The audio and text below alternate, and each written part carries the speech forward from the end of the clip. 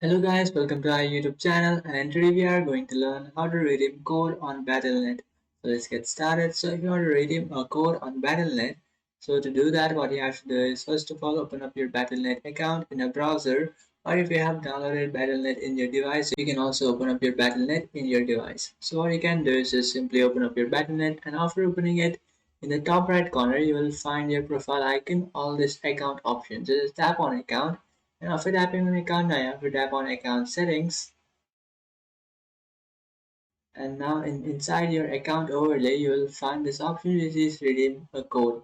So in redeem code you have to simply enter the redeem code that you have, and after entering that redeem code you just have to tap on redeem code, and after tapping on that you will successfully redeem your code. And according to the code balance you will find the code balance added over here. So if your redeem code is of $10, then $10 will be added over here. You will find your Battle.net balance is $10. So this is how you can redeem a code on Battle.net. If you find this video helpful, don't forget to like and subscribe to our channel. If you have any doubts, feel free to comment below. Thanks for watching.